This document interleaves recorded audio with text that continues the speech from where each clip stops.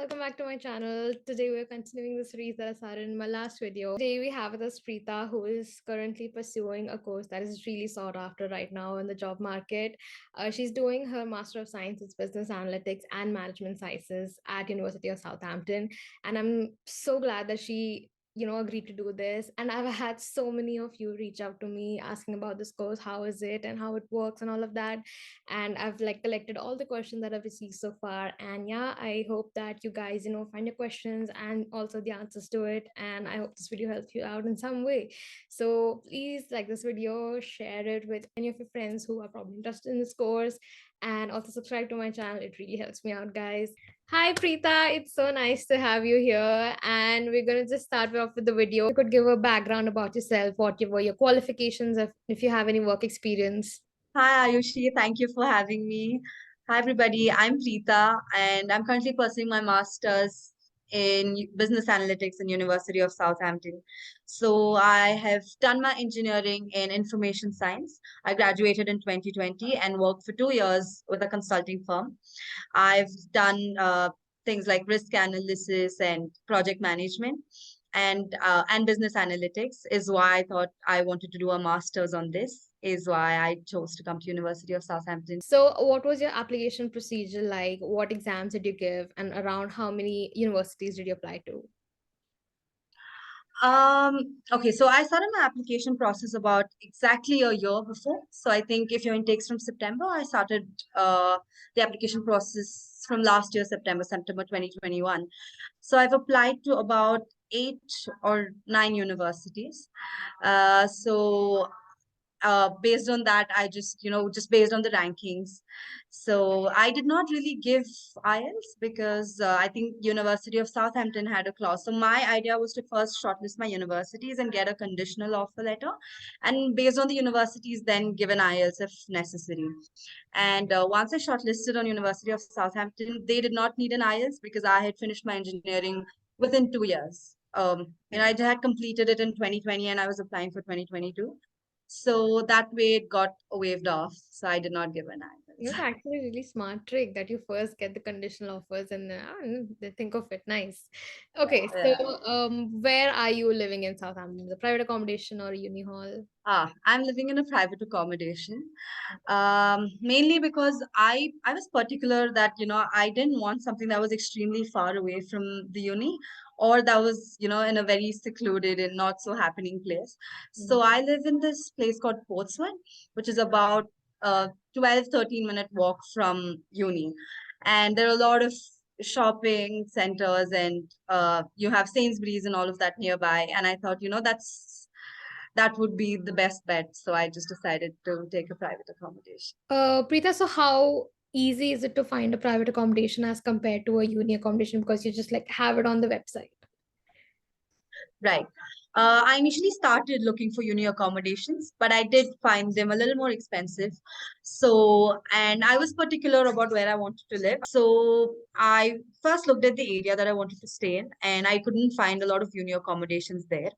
Uh, so then I looked at websites like Zoopla, Rightmove. So all of these have listings, of these flats or houses that are on rent. So then I just put a message on our university group, and then a few of us got together, and then we just looked at these websites and just found, we're just looking for places that would be the right, that would suit us, and that's how I found my private accommodation. Right. I mean, it seems like a fairly easy process. Yeah, Great. no, it is actually isn't really hard because you have everything on the website. You can contact the owner, the landlord, and you can also have Zoom calls with them where they show you the entire property. And they're pretty transparent about the rent and everything. And all of our bills, again, I know a lot of people might think that if you're in a private accommodation, you need to also take care of the bills. But we did tie up with something called uni homes that take care of our bills. So that's included in our rent. So we pay about 105 to 115 pounds a month on just bills. So which gets auto debited. So you don't really have to worry about your bills again, just the Right. rent. Okay, but still, does the fact that you have to pay a bill make you use resources sparsely, or you could just use them, not caring about it? No, absolutely not. You don't really have to worry about using your resources, because I don't think we've faced that problem. No matter how much we've used everything, we use our oven. We have two fridges, so we have two refrigerators, so all of that, and nothing like that. You have a standard 115 or 107, whatever your plan is. So Okay. yeah, Yeah, because I think nothing that to is worry. the misconception a lot of people have, that if you're in a private accommodation, you need to switch off your radiators when you don't need them and all. Right, But it's not like that in right, unit accommodation. You just have one amount to pay and you can use it how much ever you. right. Again, in private accommodation, if you do choose to pay the bills on your own, Okay. then you'll have to take care of the meter readings, ensure how much you're using. But then Oh, if you're part of the plan, I mean, it's slightly pricier than if you choose to pay it on your own. So right. it's about 107, 110. And if you're okay with that and you don't actually need the headache of, taking care of your meter readings and all of that, Right. it's the best option. You don't have to worry about anything. Okay. So like getting this deal is like fairly I mean common, or it's like very hard to find this deal that you got. No, it's absolutely easy. No, whenever you go to Zoopla or Rightmove, uh, I mean, it's easy for you to find out when you go on these websites and when you actually have a conversation with the landlord or with one of your agents, Right. and everything's clearly mentioned on the website. It's absolutely transparent, so you Mhm. don't have to worry about all of that. Okay, and one last thing. So for student accommodation, they basically guarantee you accommodation if you apply till 1st August. And I don't think so that's like for in private, because the houses get booked really fast. So when do you apply and what's the ideal time to apply? So you Of actually get private accommodation. for private, yeah. That's a good question. I started applying, searching for houses in the month of April. Okay. So exactly a year from now, at least 6 months before you start your university. Okay. But I've had people who've been looking at accommodations from Jan. So Okay. the earlier the better, always. So I would say April, May, because then you wouldn't really get the area you want if you kind of delay it. Right. So So Preetha, why Southampton for this course? Why did you go for it? right. So before I shortlisted my university, so I had a plan before I did it. So I first shortlisted universities based on the world ranking, and then I again shortlisted universities based on the course. So I was particular that I wanted universities below the 100th rank. So that's how I shortlisted, and based on the universities I got into, University of Southampton was ranked the highest. But apart from that, I was in fact confused between a couple of universities. But I did look at the course modules, and I felt like Southampton's course modules really aligned with what I wanted to do, and based on my career prospects. So I thought, that would be the best choice. Brilliant. Nice. I mean, I think we all had the same reason of going for Southampton because the course structure is actually really great. And A even lot better than other universities. yeah, plus I feel our courses are very similar. I mean, we've had so many classes together. So yeah. Right. So what is your class strength like, Preetha? Because I've heard so many people go for this course. There's a huge class, and what's the cohort like? Right. Okay. So it's about, I think, easy 150.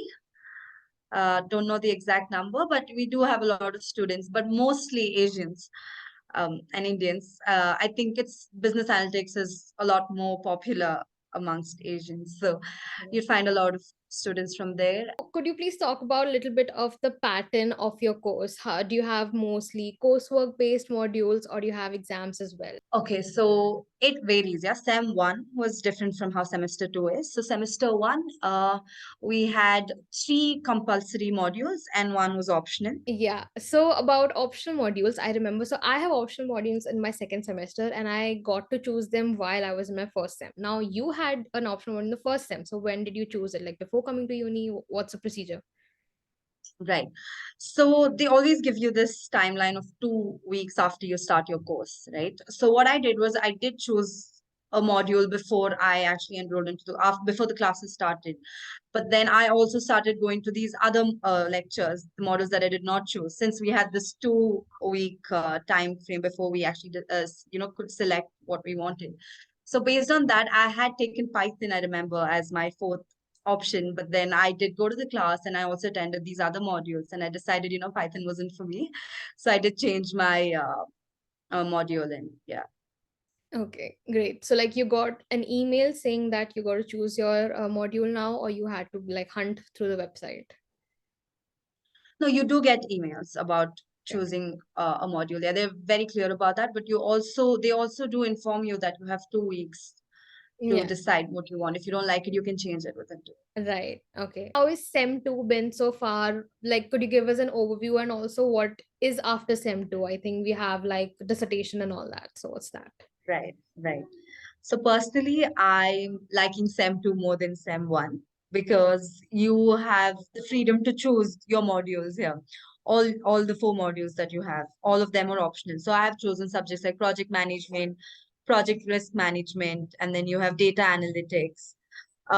So I've chosen subjects based on I mean, looking at my career prospects. So that way, I really enjoyed semester 2. Mhm. And again, in semester 2, you have no exams in business analytics. It's all 100% coursework. So that way, So yeah, I mean, I don't know if it's a good thing or a bad thing. it's definitely a good thing. The exams, no, I don't like exams. You just have assignments, and then after you're done with sem 2, you're done with it by May, I suppose. And then I think from June, you have your dissertation. So again, dissertation is there are this ComSys, and then there's one thing where your university has a tie up with these companies who Mm. would really propose a problem statement and they would need a solution. So you've got to apply to those, make a cover letter or CV based on the job description that they are looking for. And once you apply for that, you'll have interviews.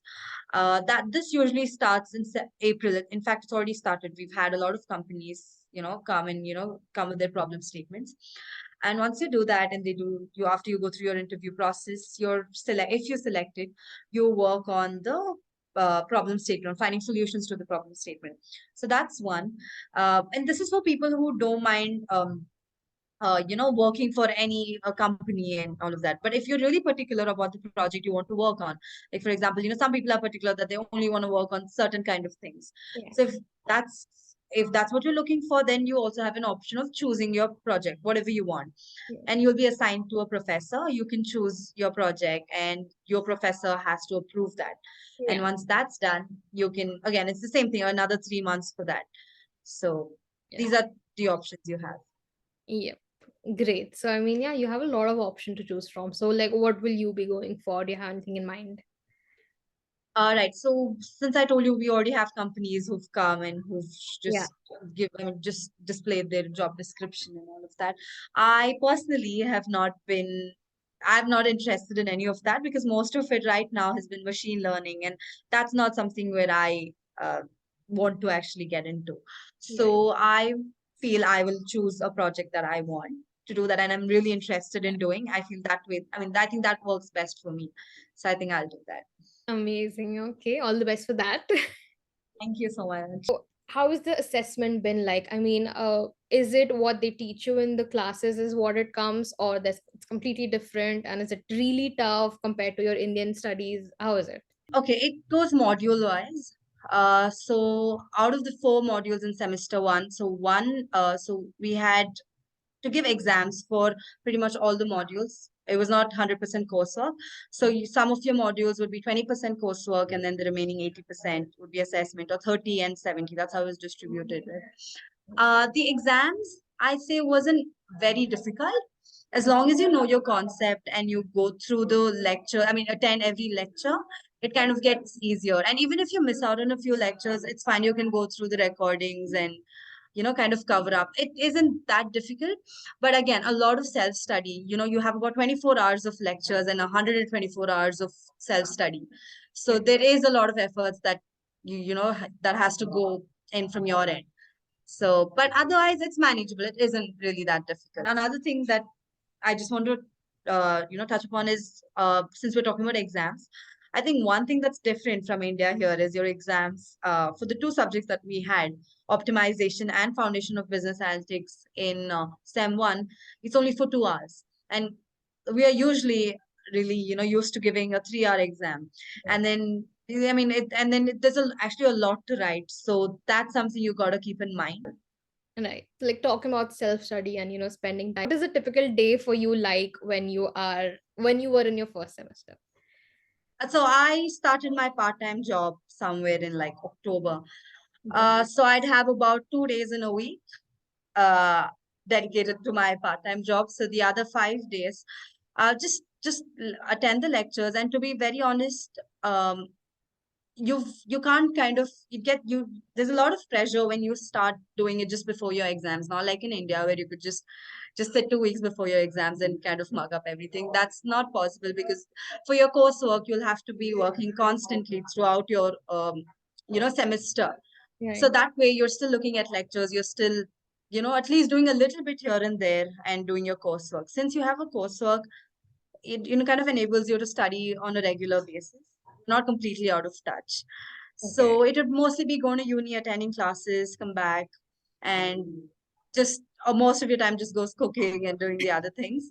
But at least studying just like a couple of days in a week. Yeah. Right. So how was your timetable like? Was it really jam-packed with classes? No, no, absolutely not jam-packed. I think both for semester one and semester two, you only have about classes like 4 days a week out of the 5 working days that you have. Mhm. So about an hour's class or two max every day. That's Oh, how it was. You oh. do have a lot of time for yourself, if you can actually plan things out properly, Mm-hmm. that's a lot of time. Yeah, true. I mean, in my course, that wasn't the case. We had like a crazy schedule, and I still remember like all of us DDA students used to go like, "Oh my God, those business analytics people are lucky. They're so free." We were killed by the lecture so much, Right. and Lucky that way.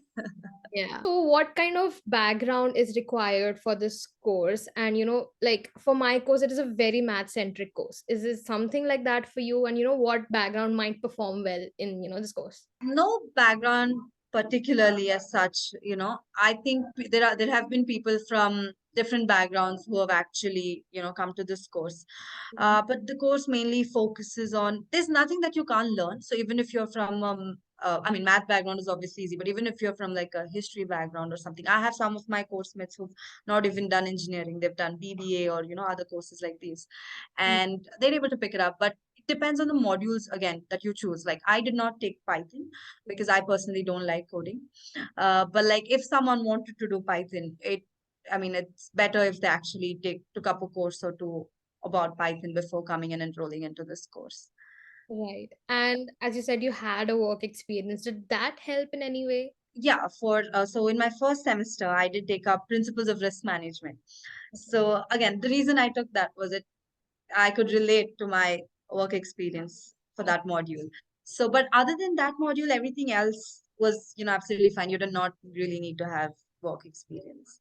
Okay, great. Yeah, because nowadays a lot of people are going straight for their masters after their BTech. So they Right. get really worried, do we need a work experience? Is it necessary or something like that? Great. I personally feel that, it's good to have work experience for business analytics because you can actually relate to it. Not in semester one. Semester one's more like, I would say, more math related, or, you don't really need work experience. But for semester two, there are a few modules that you could actually relate to if you had work experience. But also, when you're applying to jobs, it's always better to have a couple of years of work experience. Yeah. Yeah, correct. So talking about jobs, how is the future prospect for this particular course? What is the job market right now, if you've researched about it? Right. So I'd say the job market's good. I mean, it's not bad. I know there are a few people who'd say otherwise, but if you start early and actually start applying immediately, once you join the course, it isn't that hard to find jobs. And you do have roles like consultants or business analysts, risk analysts. So you have a lot of job profiles. Since you're a business analytics student, you're doing these different modules that go all the way from project management till Python, machine learning. So you kind of know things from all these domains. So you can pretty much apply to jobs that would even have, a software developer role or a data analyst role. You can still apply to such roles. Right. And so what do you think is the ideal time to apply? So I started applying for jobs. In fact, a few I applied even before I went for my master's. Oh, wow. Like, if you look at the MBBs, again, depends on what I mainly focused on consulting jobs. So I was looking for jobs in that area. So most of their application deadlines were in mid-September or end of September. So I suggest that, you actually start applying, or at least make I mean, shortlist all the companies you want to apply to even before you go. My course really started in first week of October, and I had started applying to that to jobs immediately, like from end of September or something like that. So I would suggest everyone to do it as early as possible, because then you have all these deadlines and then you have coursework coming up, and then there's no time actually once you start. Right. So as you said, you were also working part-time. So how was the experience, about applying it, and how did you get it finally? What resources did you use? Right. Okay. So initially, when I was looking for part time, I asked my seniors to about, how did you go about it? How did you actually land a job? So they told me to apply on Indeed and these other websites would be useful. But actually, none of that really worked for me. Not the same thing. I mean, it doesn't work for everybody. So what I did was, since I stay in Portswood, again, one of the reasons why I chose Portswood and a private accommodation was I didn't want to travel all the way to the city center for my part-time job. And Portswood has a lot of, they have Poundland, they have Sainsbury's, they have these different restaurants. So I took a printout of my CV, made a CV just for my part time. So I would really suggest people to do that. Just have a separate CV just for your part time. And I just went around distributing my CV to all these places that had jobs open. And I ended up getting a call from Poundland. So yeah, I work as a sales assistant there. I work about 12 to 15 hours a week, not more than that. Okay. You're allowed to work 20, but then I chose to just work about 12 because that way I can balance my uni and this. Yeah, that's nice. I mean, I think finding part-time is harder than finding a real job, because I've Yes, seen people face this factor of, being an international student and not belonging to the country. And also it's really great that you found one. right. Amazing. So, any parting advice that you have for applicants, what they should do, or anything that you have in mind? So I would just say start early, because then you give yourself enough room to uh, research, to look at other universities, to talk to different people. So the early you start, you don't have to start applying early, but really start connecting with people on LinkedIn early, so that you at least get to know about the universities.